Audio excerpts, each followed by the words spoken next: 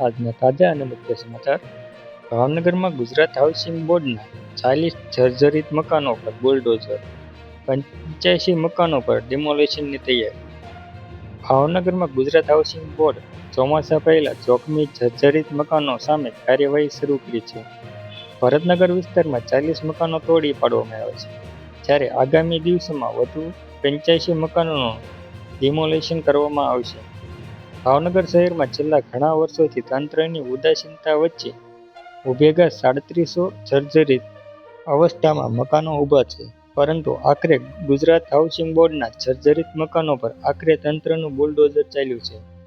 ચોમાસાની ઋતુને ધ્યાનમાં રાખીને તંત્ર દ્વારા અતિ જર્જરિત હાલતમાં રહેલા મકાનોને તોડી પાડવાની આક્રમણ ઝુંબેશ શરૂ કરી છે. ભાવનગરના જુદા જુદા વિસ્તારોમાં ગુજરાત હાઉસિંગ બોર્ડના 3700થી વધુ મકાનો અત્યંત જર્જરિત હાલતમાં છે. લાંબા સમયથી આ જર્જરિત મકાનોને લઈને વિવાદ ચાલી રહ્યો છે, જેમાં ભાવનગર મનપા અને ગુજરાત હાઉસિંગ બોર્ડ વચ્ચે સંકલનનો અભાવ વારંવાર સામે આવતો હતો. જોકે આ વખતે ચોમાસા પહેલા જાનમાલનું નુકસાન અટકાવવા હાઉસિંગ બોર્ડે એક્શન મોડમાં આવીને કામગીરી હાથ ધરી છે.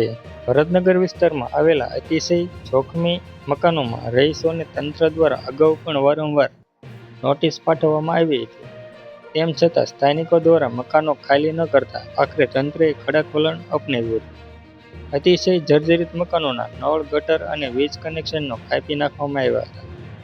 અંતે મકાનો ખાલી થતાની સાથે જ ભરતનગરના મારુતનગર અને કૈલાસનગરમાં કુલ 3 બ્લોકના 40 જેટલા મકાનો પર બુલડોઝર ફેરવી દેવામાં આવ્યું હતું. ગુજરાત હાઉસિંગ બોર્ડ આગામી દિવસોમાં પણ ડિમોલિશનની કામગીરી ચાલુ રહેશે.